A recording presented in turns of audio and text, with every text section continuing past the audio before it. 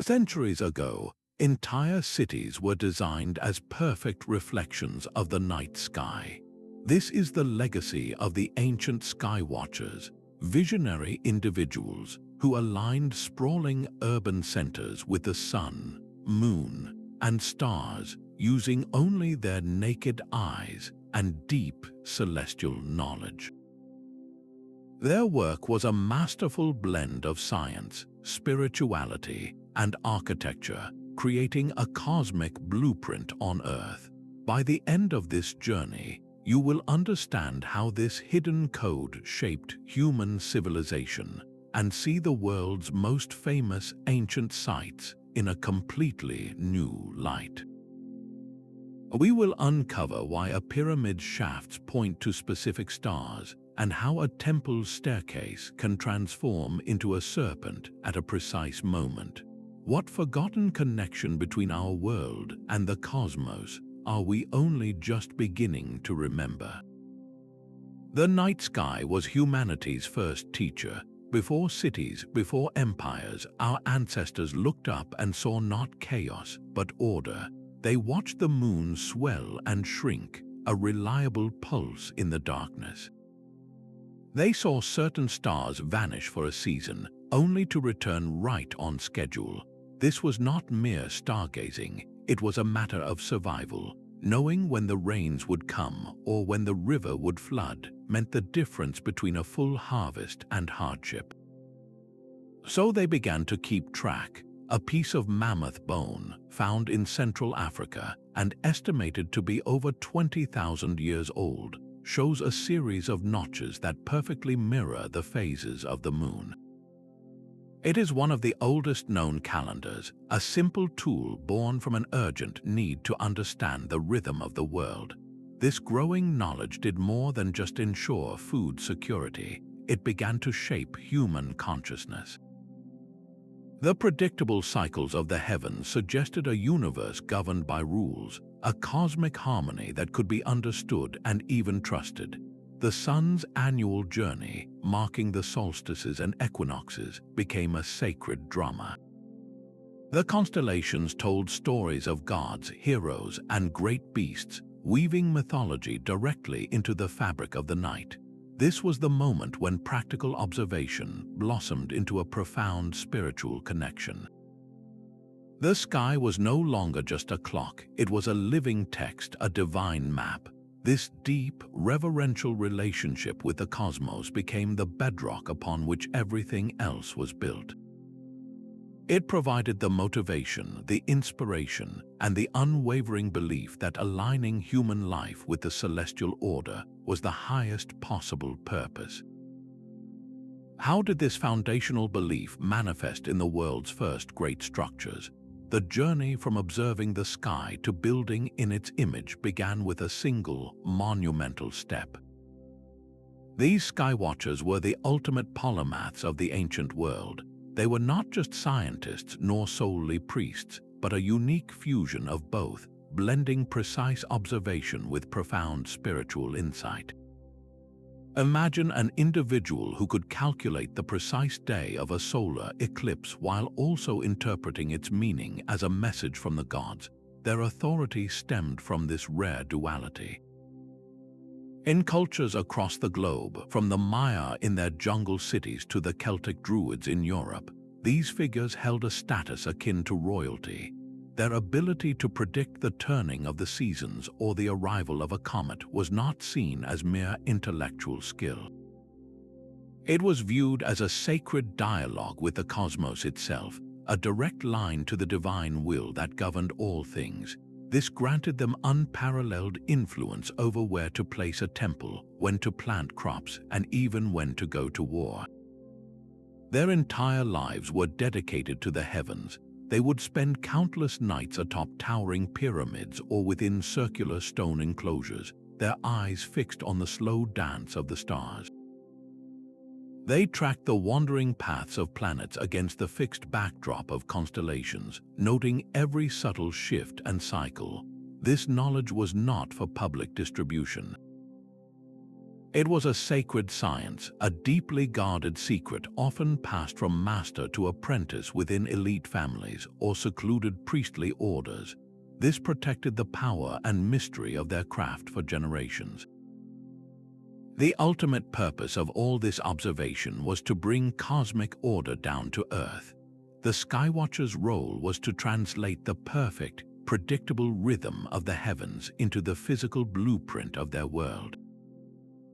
They would determine the exact orientation of a city's main street to align with the rising sun on the summer solstice, or position a pyramid so its shadow would fall in a specific way on the day of the equinox.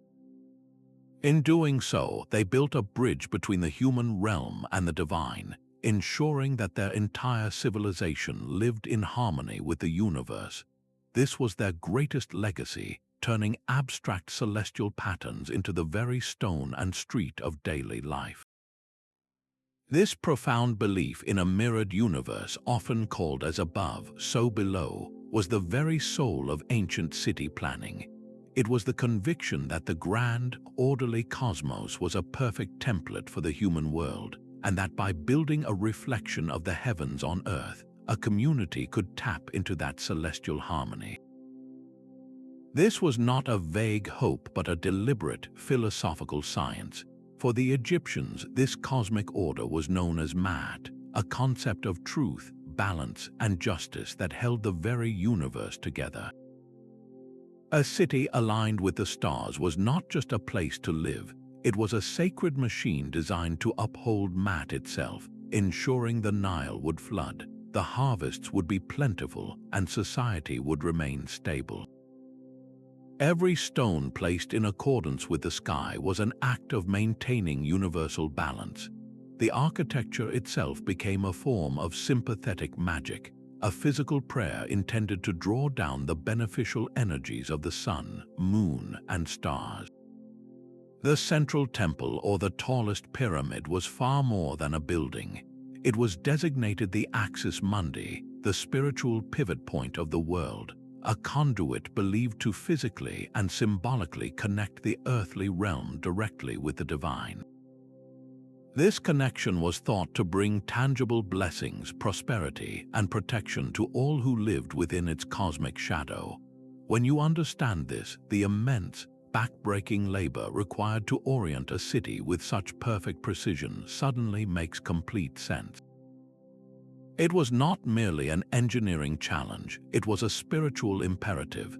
The entire civilization was participating in a grand, collaborative ritual to weave their home into the fabric of the universe. So where do we find the most breathtaking examples of this cosmic blueprint brought to life? The evidence is written in stone across the globe. The sky provided a perfect repeating calendar, but only for those who knew how to read it.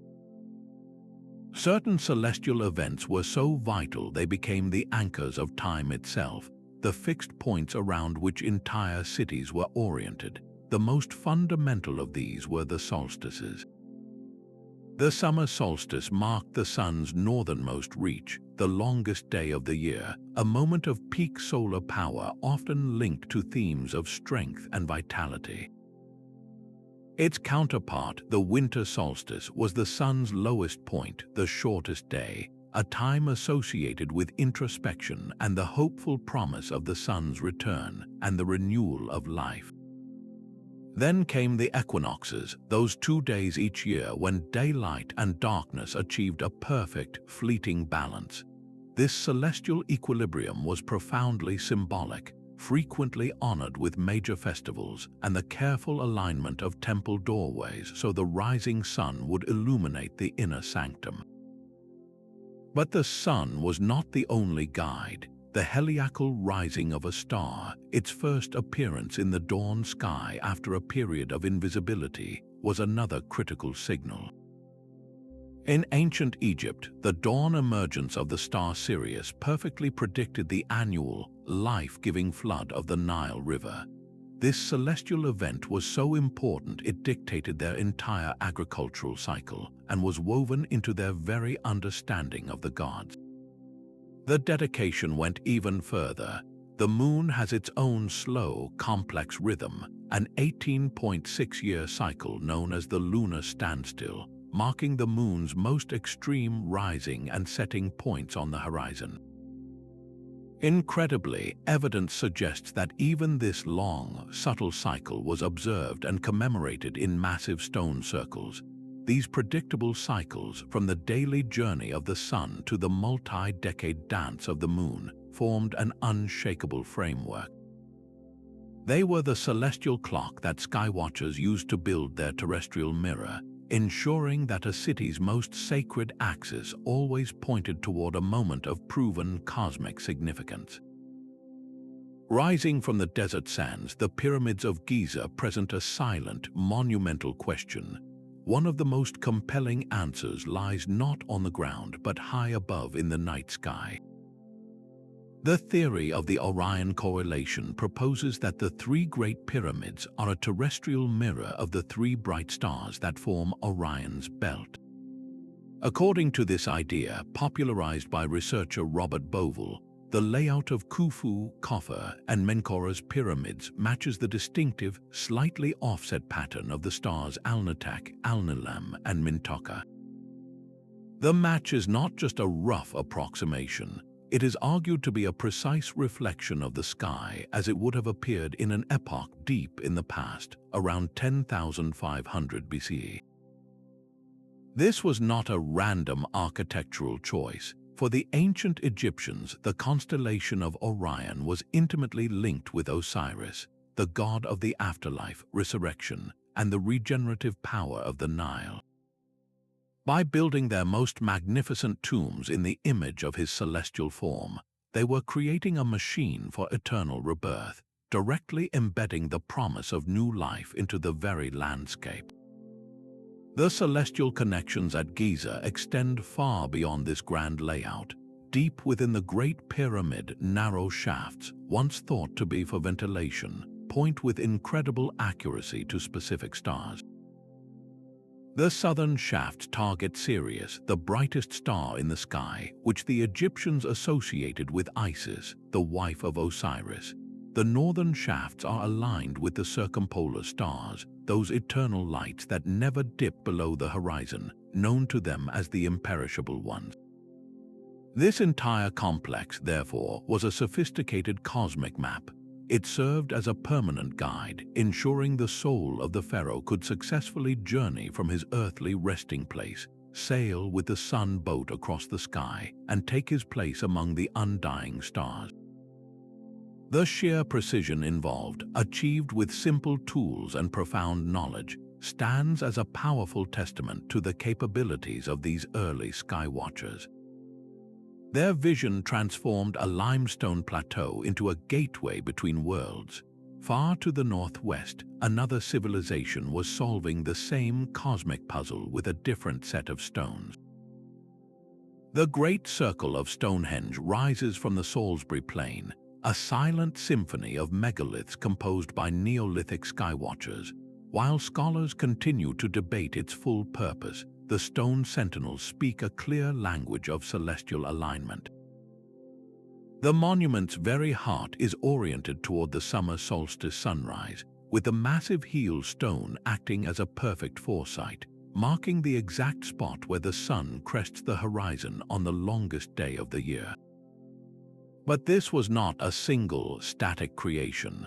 The construction of Stonehenge unfolded over many centuries, and with each new phase, its builders refined its astronomical function, honing its accuracy like a master craftsman perfecting a tool. One of the earliest features, a ring of pits known as the Aubrey Holes, reveals an even deeper layer of knowledge. Researchers suggest these pits could have been used with moving markers to track the moon's complex 18.6-year cycle, potentially allowing its builders to predict dramatic events like lunar eclipses. This was not an isolated temple, but the centerpiece of a vast sacred landscape.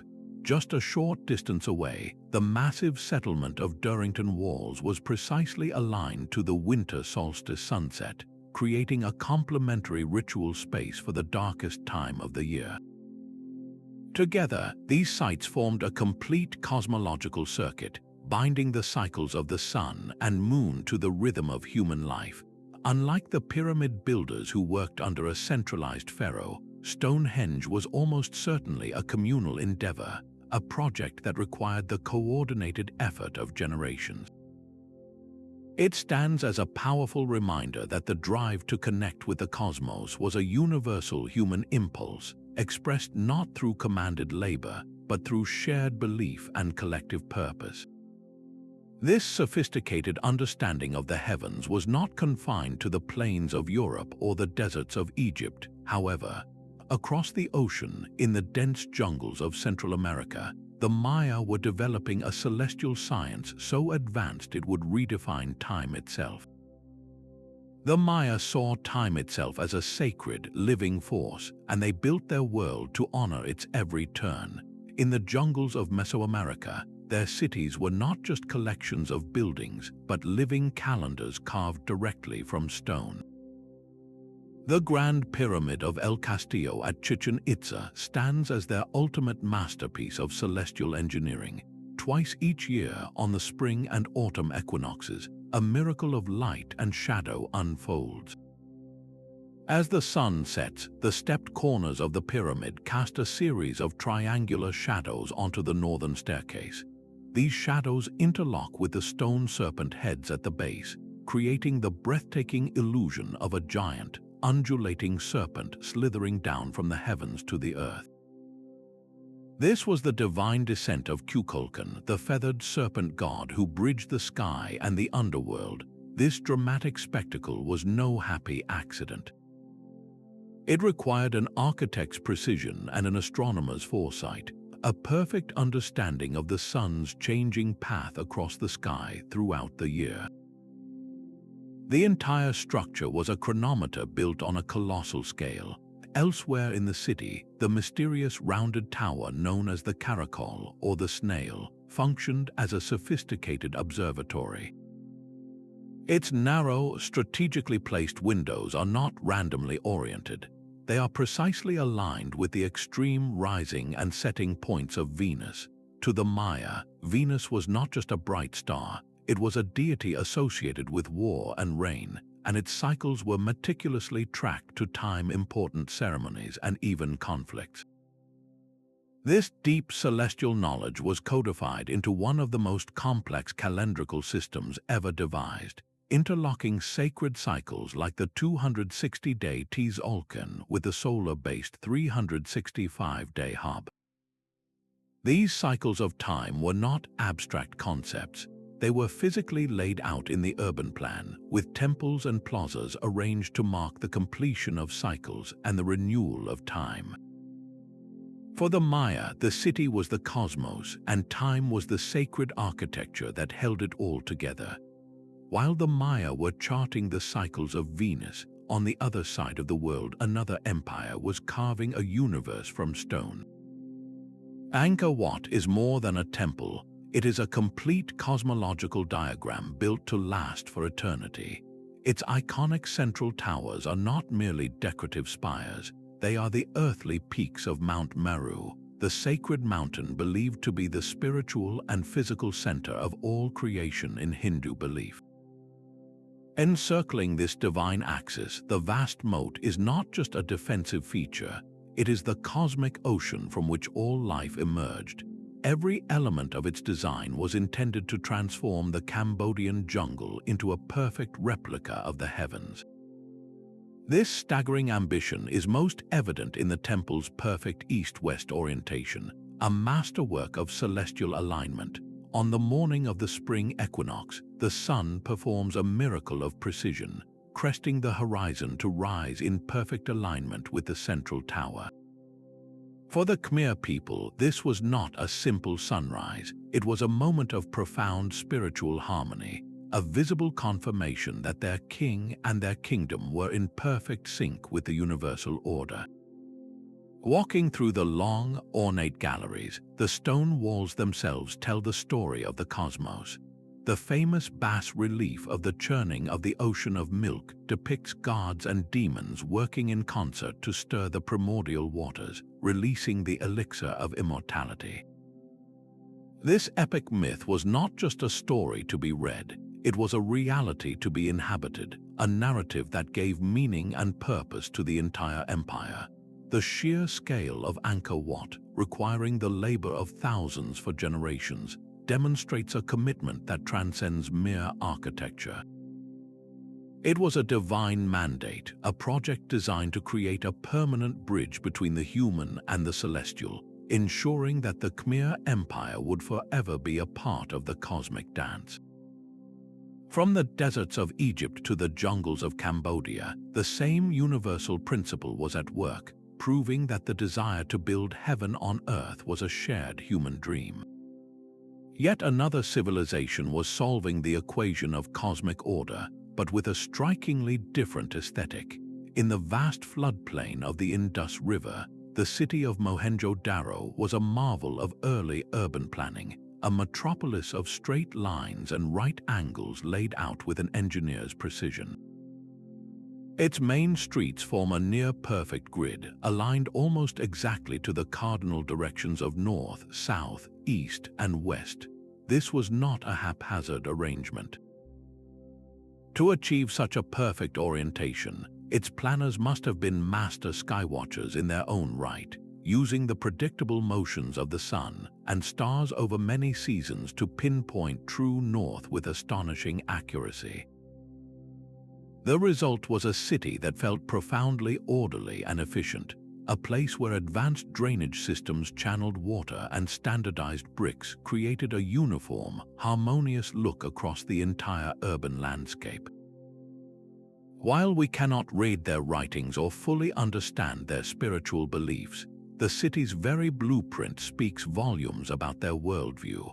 This rigid, cardinal alignment suggests a deep-seated desire to bring human society into harmony with the fundamental, underlying order of the universe. The grid was more than a practical convenience. It was a physical statement that the city itself was a reflection of cosmic balance. What makes Mohenjo-Daro so fascinating is how it demonstrates a different application of this ancient knowledge. Here, celestial alignment was not solely for grand religious spectacle, as with the serpent shadow at Chichen Itza, but for creating a stable, functional, and supremely well-organized secular society. The heavens provided the foundational template for good governance and daily life, proving that the drive to mirror the cosmos could be as much about administrative genius as it was about spiritual connection. This practical approach raises a profound question. How did these widespread traditions of sky watching eventually fade from our collective memory? High on the slopes of Mount Parnassus, the sanctuary of Delphi was considered the very navel of the world. Pilgrims from every corner of the ancient Greek world traveled treacherous paths to this sacred space, seeking guidance from the cryptic words of the Pythia, the oracle who served the sun god Apollo. While the intoxicating vapors rising from a geological fault beneath the temple are often cited as the source of her prophetic power, the entire sanctuary was a masterpiece of sacred geography, deliberately woven into the fabric of the cosmos. The temple itself was not randomly placed. Its orientation and the layout of the sacred way, the processional path through the complex, are thought by researchers to align with the rising sun on key dates sacred to Apollo, such as his birthday festival. This was no coincidence. It meant that on these hallowed mornings, the first rays of the sun god would illuminate his own temple in a specific, dramatic way, charging the space with divine presence.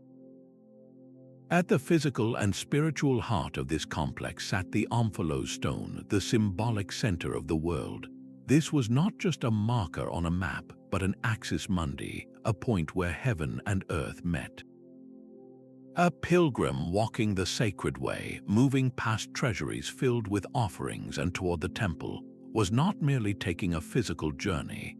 They were traversing a landscape designed to mirror celestial order, moving from the mundane world into a space where the veil between the human and divine was at its thinnest. Their quest for a prophecy was thus framed by an entire environment that reinforced a fundamental truth, that the will of the gods was written in the movements of the heavens, and Apollo, as the god of light and reason, was its ultimate interpreter. The entire experience at Delphi, from the solar alignments to the mystical trance of the oracle, fused celestial observation with deep spiritual belief, creating a cosmic center where humanity could directly petition the cosmos for answers.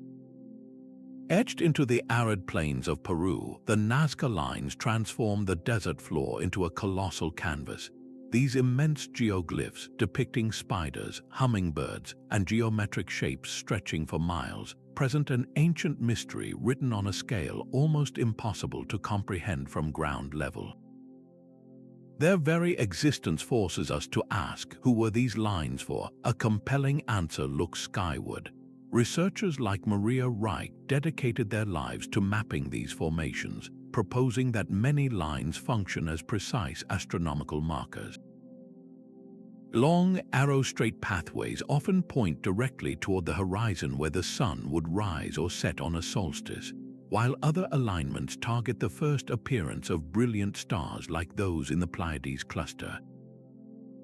The giant spider glyph itself is thought to be a terrestrial map of the Orion constellation, directly linking an earthly form to a celestial pattern. This was not random art, it was a deliberate, large-scale communication with the heavens. The true genius of the Nazca people lay in their perspective. They created these massive designs with the specific intention that they be viewed from above, a viewpoint only accessible to the gods themselves or to the spirits of their ancestors dwelling in the sky. By walking these pre-marked paths and performing rituals along these cosmic alignments, they transformed their entire homeland into a living ritual landscape, a permanent prayer for water, fertility, and divine favor inscribed directly into the earth. The sheer scale of this endeavor, maintaining these lines for centuries, reveals a deep, community-wide commitment to a single idea, that human survival depended on a constant, visible dialogue with the powers of the cosmos. This desire to read meaning in the stars and align our world with their movements appears to be a universal human thread, yet this knowledge did not simply vanish overnight. A slow, profound shift in human consciousness began to sever our direct connection to the celestial order, but the alignment of stones and streets was only the beginning. The Skywatchers also understood that the universe was built upon an invisible framework of perfect shapes and mathematical relationships. This was the realm of sacred geometry, a hidden language of ratios and forms believed to hold divine power. A simple circle was not just a shape, it was a symbol of the cosmos, of unity, and of the endless cycle of time. A square represented the four cardinal directions and the solid, stable Earth. When combined, the square and the circle became a profound statement about the union of heaven and earth, a pattern found in temple designs across the globe. These forms were not chosen for their aesthetic appeal alone. They were considered the fundamental building blocks of reality itself, the very blueprint the gods used to construct the cosmos. By replicating these shapes in their architecture, human builders were participating in the act of creation, weaving a thread of divine order directly into their cities. One of the most powerful expressions of this idea was the golden ratio, a mathematical proportion of approximately 1.618. It appears in the spiral of a nautilus shell, the arrangement of seeds in a sunflower, and remarkably, in the precise proportions of the Parthenon in Athens. This ratio was not merely a design trick to create a pleasing facade. It was a conscious effort to infuse the temple with the same harmonious balance found in nature, making it a true reflection of a perfectly ordered universe. Similarly, the circular patterns of Native American medicine wheels laid out with stones on the vast plains were not just calendars, They were terrestrial mandalas, symbolic maps of the cosmos that oriented the individual within the infinite cycles of life and the greater whole. This use of sacred geometry added a profound mathematical layer to celestial urban design. It meant that every proportion, every angle, and every spatial relationship in a sacred site was a deliberate echo of cosmic law. The city was not just aligned with the stars, it was built from the same divine mathematics. This slow celestial drift presented a profound challenge for the Sky Watchers. The very stars they so carefully mapped were not fixed in their positions forever. Over generations, a subtle wobble in our planet's rotation, like a great spinning top slowly losing its momentum, causes the entire canopy of the night sky to gradually shift. This phenomenon, known as the Procession of the Equinoxes, means that a star perfectly aligned with a temple doorway at the moment of its dedication would, over the course of a few hundred years, no longer mark that sacred threshold.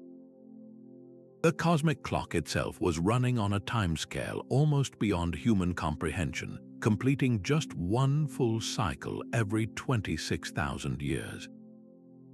How could they possibly account for a change so slow it was invisible within a single lifetime? The answer may be written not in stone, but in story.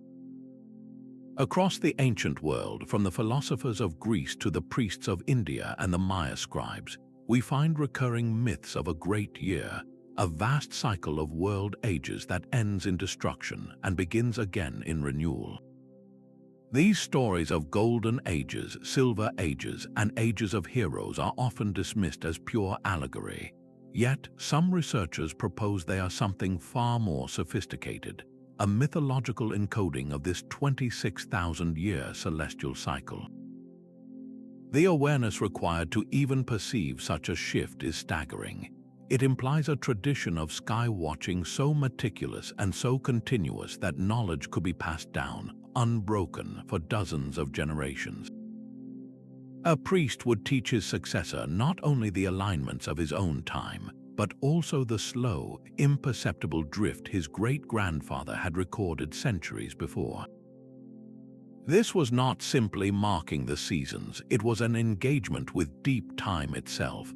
Their architecture, then, was not just built for the present. It was a project intended to resonate for millennia, a deliberate attempt to anchor human civilization within the grandest and slowest dance of the cosmos. The silent stones of these ancient sites held their secrets for centuries, but a new scientific discipline has finally given them a voice. This is the field of archaeoastronomy, a detective story that pieces together how past cultures saw and understood the cosmos. It began with pioneers like Gerald Hawkins, who in the 1960s used early computer models to test a radical idea that Stonehenge was a sophisticated astronomical calculator. His work ignited a revolution, proving that these alignments were not just folklore but a precise and deliberate science. This new approach is fundamentally interdisciplinary, weaving together the careful digging of archaeology with the mathematical rigor of astronomy and the cultural context of anthropology. Its core principle is to understand these sites through the eyes of their builders, stripping away our modern assumptions to listen to what the stones themselves are trying to say. Today, researchers are armed with powerful new tools. High-precision GPS can map a site down to the centimeter, while three-dimensional software can recreate the ancient horizon, allowing us to see the sky exactly as a Neolithic priest would have seen it. Through these methods, we can calculate declination, the precise celestial latitude of a star or the sun, and test it against the orientation of a temple doorway or a lone standing stone. This technological leap has repeatedly confirmed alignments that were once dismissed as coincidence, revealing a depth of intentionality and a level of accuracy that we are only just beginning to appreciate. The work of archaeoastronomy is more than just validation, it is an act of recovery. It allows us to decipher the celestial code written into the landscape, finally hearing the stories the Skywatchers inscribed in stone for eternity. The founding of a city was a sacred act, a decision guided by the stars. For ancient explorers, the night sky was their unchanging map. On long journeys across trackless deserts or vast oceans, they navigated by the fixed positions of the circumpolar stars or the predictable path of constellations like the Great Bear. These celestial bodies were more than just guides, they were divine scouts. A settlement's location was not chosen for resources alone. A new city would often be established at the precise point where a sacred star on a specific and holy night was seen to kiss the horizon. This moment of celestial contact sanctified the land, transforming an empty plain or a river valley into a place of cosmic significance, a direct imprint of the heavens. The landscape itself was an active partner in this celestial dialogue. Skywatchers sought out natural features that served as perfect astronomical instruments. A solitary mountain peak could become a permanent marker for the winter solstice sunset. A narrow gap between two hills might perfectly frame the rising of the Pleiades on a crucial spring morning. These natural horizon notches and high plateaus with panoramic views were not just convenient locations, they were pre-calibrated observatories gifted by the Earth. The city built upon such a site was the final piece of this symbiotic relationship. Its central avenue, its main temple, its very grid, all served to permanently record the celestial events that the landscape so perfectly revealed. The land provided the stage, the sky performed the drama, and the city became the lasting monument to their eternal connection. This is how celestial knowledge did not just orient buildings, it actively shaped geography, writing the human story directly onto the earth beneath the watchful eyes of the stars. This symbolic system transformed every city into a living storybook of the cosmos. The path of the sun was not just observed, it was physically walked by every citizen. An east-west main street became a daily reenactment of the sun's own journey, from its vibrant birth in the east to its symbolic descent in the west.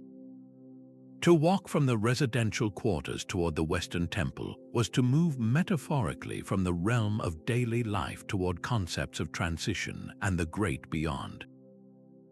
This was urban planning as sacred theater, where the simple act of moving through your own city connected you to the grandest cycles of existence. The north-south axis provided the counterbalance, a representation of eternal stability. In many cultures, the northern direction was seen as an unmoving pillar, the home of the pole star around which the entire heavens slowly turned. Aligning a palace or a central administrative building to true north was a powerful statement of enduring power and order, anchoring the entire community to a celestial foundation that never wavered. South, often the domain of the sun at its most potent zenith, could symbolize warmth, growth, and the full flow of life's energy. This was not an abstract philosophy reserved for priests. It was woven into the fabric of daily reality. A home's door might face east to welcome the sun's first life-giving rays, while a community's resting place for its ancestors would be carefully situated in the west, honoring the symbolic journey of the spirit. This deep, directional symbolism ensured that every individual, in their most mundane routines, participated in a cosmic order that gave their world meaning and purpose. The Skywatchers' genius lay not in complex machinery, but in their profound understanding of simple principles. To achieve architectural alignments of breathtaking accuracy, they developed a suite of elegant tools that transformed naked eye observation into a precise mathematical science. The most fundamental of these was the gnomon, a simple vertical rod planted in the earth. By meticulously tracking the length and direction of its shadow throughout the day and across the seasons, a skilled observer could pinpoint the exact moment of local noon, determine true north and south, and even mark the solstices, the days when the shadow reached its longest or shortest peak. This humble stick was in effect a solar calendar and a compass all in one. For stellar alignments, the ancient Egyptians perfected the merkit. This instrument consisted of a palm rib with a slit cut into it, used as a sight, and a simple plumb line. A pair of priests would work together through the night, one sighting a specific star through the merkit's notch, while the other used the plumb line to ensure perfect vertical alignment. By marking the star's position on the ground, they could lay out the foundational axis of a pyramid or temple with astonishing precision, aligning it with the unchanging pole star for eternity. This was celestial engineering at its purest. In China, astronomers developed the armillary sphere, a complex model of the heavens built from interconnected metal rings. Each ring represented a fundamental celestial circle, like the path of the sun or the celestial equator. By observing how stars and planets moved against this fixed framework, they could map the sky with mathematical rigor, predicting movements with remarkable accuracy. Meanwhile, in the Americas, observers used tools like crossed sticks to create simple sightlines, or built special chambers within structures like the Caracal at Chichen Itza. These dark rooms, with narrow tubes or windows carved into the walls, acted like giant cameras, allowing them to isolate and track the slow journey of Venus across a specific sliver of the sky. To extend their observations through the night, they relied on water clocks, carefully calibrated vessels where the steady drip of water measured the passage of time, independent of the setting sun. The creation and mastery of these instruments represent a monumental leap in human thought. It was the moment astronomy evolved from passive observation into an active, predictive science, a legacy of patience and intellect written not just in stone, but in the very tools used to measure the heavens. This celestial knowledge was a currency more valuable than gold, a source of authority that flowed directly from the heavens into the hands of a select few. The Sky Watcher's ability to announce the exact day the Nile would flood or to foretell the darkening of the sun during an eclipse was not just a scientific feat, it was a profound demonstration of divine favor. In the eyes of the populace, this power proved that the ruler and his priestly advisors were the chosen intermediaries, the essential link between the human world and the cosmic gods. A pharaoh who could command the stars to align with his pyramid was, by extension, confirming his own rightful place in the universal order. This celestial mandate became the ultimate tool for legitimizing authority and maintaining social cohesion. The knowledge itself was treated as a state secret, carefully guarded within elite priestly families or royal courts. This secrecy created an exclusive class of intellectuals who alone could interpret the will of the heavens. They could use their predictions to schedule the entire agricultural cycle, dictating when to plant and when to harvest, which gave them direct control over the food supply and, by extension, the labor and loyalty of the people. They could also time state rituals and military campaigns to astrologically auspicious moments, ensuring that every major state action was seen as being blessed by the cosmos. A king who built his capital city on a grand celestial blueprint, with its main avenue pointing to the solstice sun, was not just building a city, he was constructing a permanent, undeniable monument to his own God-given right to rule, a stone declaration that his power was as fixed and eternal as the stars themselves. This created a powerful feedback loop that drove the entire civilization forward. The state, recognizing the source of its own legitimacy, would pour vast resources into supporting the Sky Watchers, funding their observations, building their observatories, and enacting their grand architectural visions. This royal patronage, in turn, allowed for ever more precise observations and ever more magnificent constructions, pushing the science of astronomy to new heights. The Sky Watcher was therefore far more than a stargazing mystic. He was a cornerstone of the political machine, a key figure whose celestial insights directly shaped the power structures and very stability of the ancient world. The sheer scale of Teotihuacan is overwhelming even today. Its central axis, the Street of the Dead, runs for over 2 kilometers, a grand processional way flanked by monumental platforms that seems to point toward infinity.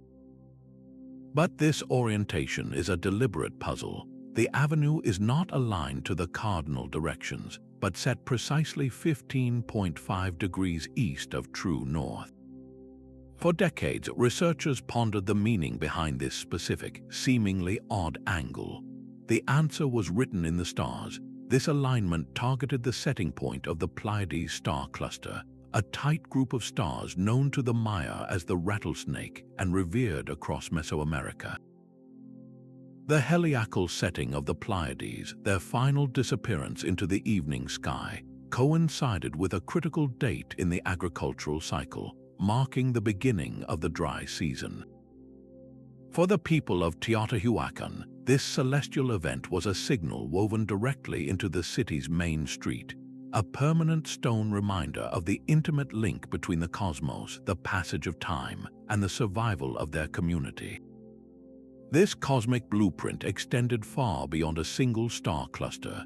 The entire urban landscape was a sacred map. The massive pyramid of the sun does not stand in isolation. Its placement creates a powerful visual relationship with the distant Cerro Gordo mountain, a peak believed to be a source of sacred water and fertility.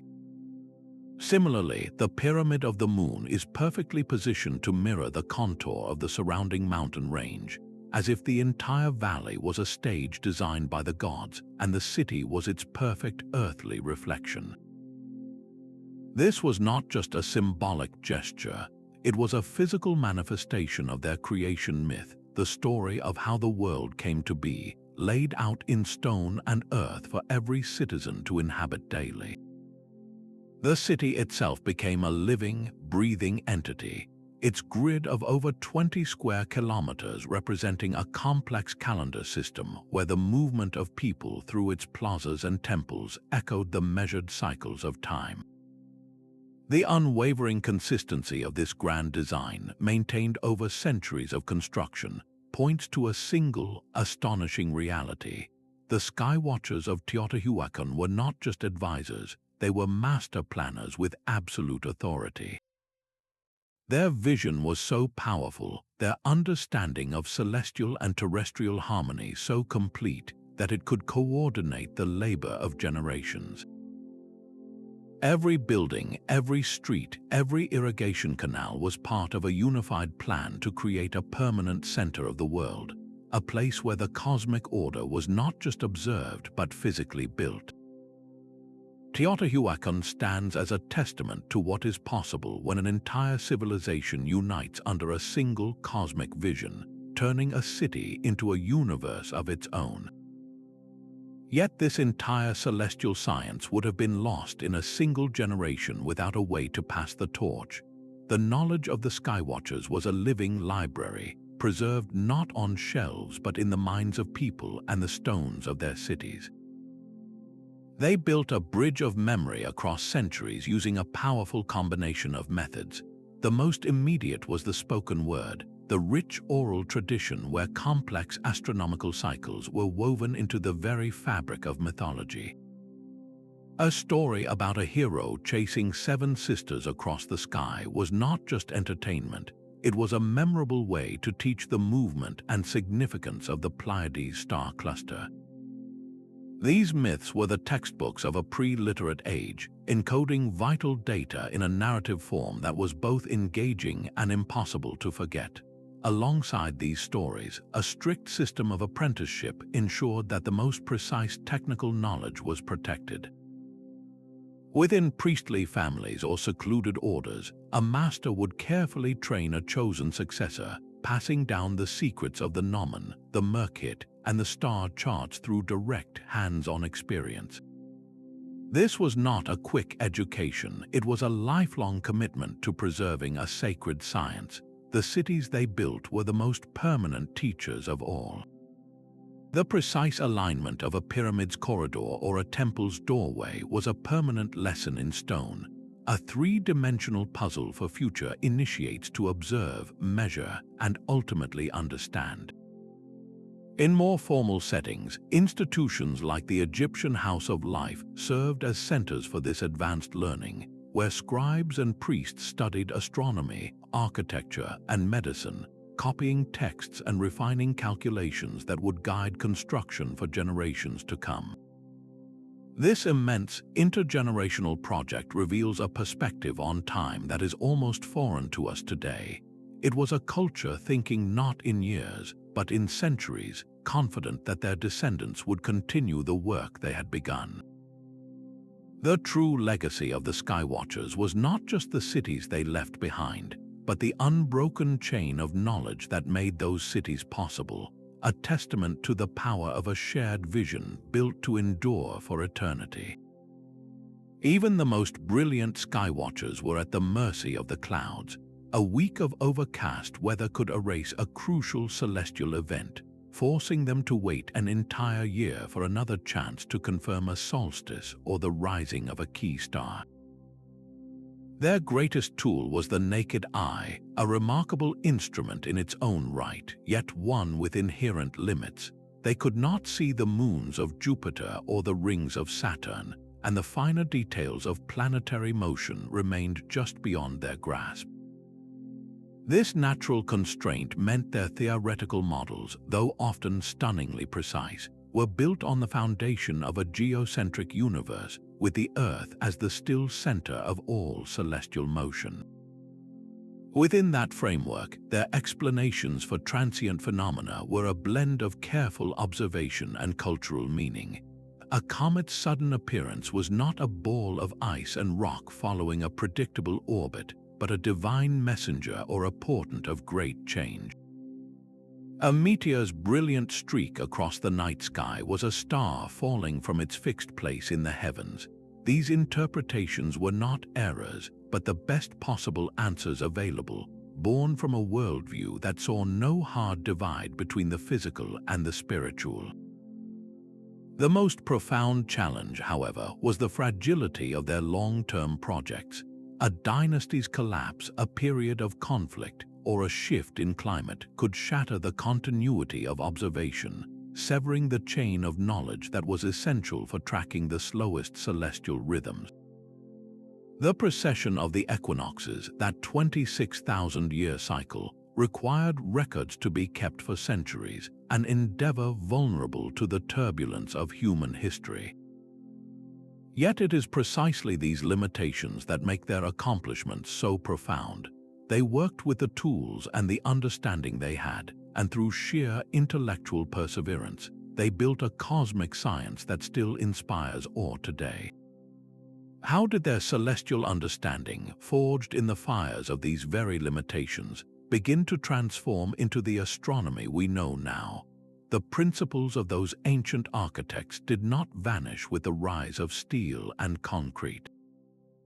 They simply evolved. Our modern cities may be monuments to economics and engineering, yet the ghost of the Skywatcher's vision lingers in the very orientation of our buildings.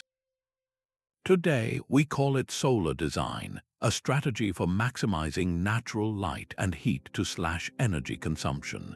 When a contemporary architect positions a glass-walled structure to capture the low winter sun while deflecting the high summer heat, they are applying the exact same celestial logic used to align a pyramid or a temple, only now the driving force is sustainability instead of spirituality. This is the ancient wisdom repurposed for a modern crisis, proving that aligning with the sun's path is as practical today as it was sacred in the past. Look beyond individual buildings to the grand plans of certain capital cities. Washington, D.C., for instance, is laid out with a symbolic geometric precision that would feel deeply familiar to a Maya urban planner. Its monumental core, with the Capitol building, the Washington Monument, and the Lincoln Memorial forming a powerful central axis, creates a sense of order and permanence that is more than just aesthetic. It is a secular echo of the Axis Mundi, the world center, a deliberate attempt to root a nation's identity in a landscape of timeless symbols. Even our collective yearning for the stars persists, manifesting in the growing movement to create dark sky parks, protected areas where urban light pollution is banished and the full glory of the Milky Way can be seen once more. This is not merely a hobby for amateur astronomers. It is a profound cultural statement, a recognition that our well-being is somehow tied to that ancient, star-filled vista.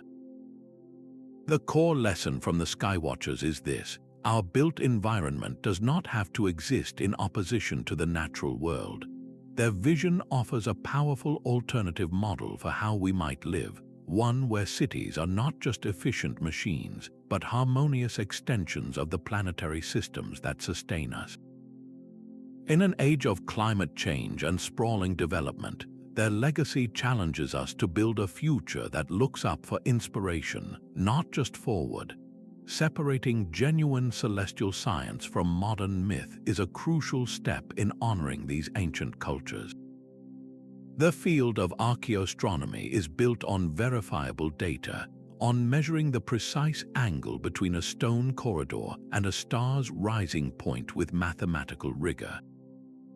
This evidence-based approach stands in stark contrast to popular theories that suggest these magnificent sites required extraterrestrial engineers or a forgotten global superculture. Such ideas, while captivating, unintentionally rob our ancestors of their full credit. The human mind is capable of extraordinary feats of observation, patience, and reasoning.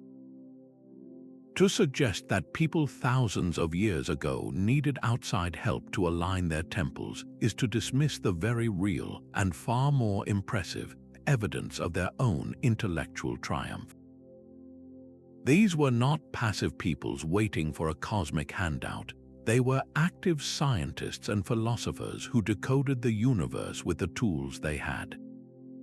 Another common oversimplification is to assume every ancient structure was a dedicated observatory. In reality, these places were the hearts of their communities, serving multiple roles at once. A pyramid was a tomb, a symbol of political power and a celestial marker. A stone circle was a gathering place for festivals, a territorial marker, and a lunar calendar. Their astronomical function was one thread in a rich tapestry of meaning, woven together with religion, governance, and social identity. By clearing away the sensationalism, we are left with a truth that is more profound than any fiction. We see generations of dedicated skywatchers patiently watching the night, perfecting their craft, and leaving behind a legacy in stone that speaks to the universal human drive to find our place in the cosmos. Their story is one of us, and it deserves to be told with both wonder and intellectual honesty. For all our advanced technology and careful study, the silent stones of these ancient cities still guard profound secrets. The precise 15.5-degree orientation of Teotihuacan's main avenue continues to spark intense debate. While we know it targets the Pleiades, was this its only purpose? Could this specific angle have held additional layers of meaning, perhaps related to a forgotten creation myth or a complex calendar system now lost to time? This single question opens a door to a much larger mystery. We can only wonder what other cosmic codes are waiting to be cracked within the layouts of other great metropolises. What celestial alignments are hidden within the ruins of Babylon, a city famed for its hanging gardens and towering ziggurats? What might the grand stone walls of Great Zimbabwe, a powerful center in southern Africa, tell us about how its people viewed the southern skies? The physical challenges these builders overcame are just as baffling. How did the community behind Stonehenge manage to transport those massive blue stones over hundreds of kilometers and then erect them with such astonishing precision, all without the wheel or metal tools? The absence of their voices is the greatest obstacle. The loss of their oral traditions and the decay of fragile written records mean we are often left with a silent archaeology. We have the grand stage, but the script explaining the performance has vanished. Yet these enduring puzzles are not failures of our understanding. They are open invitations for future generations of researchers. They remind us that the ancient Skywatchers are not done speaking to us. Every new technological advance, from ground-penetrating radar to more sophisticated astronomical software, offers a fresh chance to listen. Our comprehension of their world is not a static picture but a living, evolving story. The quest to fully decode their cosmic blueprints remains one of history's most captivating journeys, a conversation across millennia that is far from over. This universal quest to build heaven on earth reveals something fundamental about who we are. The ancient Skywatchers were not merely tracking stars, they were seeking meaning, weaving a profound connection between the human spirit and the vast cosmos. Their cities stand as eternal monuments to this search, transforming abstract celestial patterns into the stone and street of daily life. In doing so, they established astronomy as one of humanity's foundational sciences, a discipline born from the essential need to predict the seasons, to honor the divine, and to find our own small, significant place within the grand scheme of existence. Their enduring legacy is not just in the monuments they left behind, but in the powerful demonstration of what we can achieve through patient, long-term observation and the faithful transmission of knowledge across generations. It is a testament to the relentless human drive to find order in the chaos, to seek patterns in the heavens, and to reflect that perfect harmony here on the ground. When you gaze up at the night sky, you are looking at the very same constellations that guided these visionary builders. You are sharing in that same sense of wonder, participating in a cosmic dance that has connected every human culture across the millennia. Let their story be a reminder to occasionally step outside, to look up from our illuminated screens, and to rediscover the awe-inspiring vastness above. For in that simple act of looking up, we honor their memory and rekindle the most ancient of human conversations, a dialogue with the stars that still has so much left to teach us. If you found yourself captivated by the secrets of the ancient Skywatchers, you can help this channel continue its journey into the past. Show your curiosity by liking this video and subscribing for more deep dives into history's greatest mysteries. We want to hear from you, so tell us in the comments which ancient site or celestial alignment intrigues you the most. Is it the serpent shadow at Chichen Itza, the silent giants of Stonehenge, or the cosmic grid of Teotihuacan? Your thoughts and questions are the heart of our community, and we love discussing these topics with fellow history enthusiasts. To ensure you never miss an exploration into humanity's incredible past, be sure to hit the notification bell. There are so many more stories waiting to be uncovered, from lost cities to forgotten sciences. Thank you for watching, and until our next adventure, keep looking up.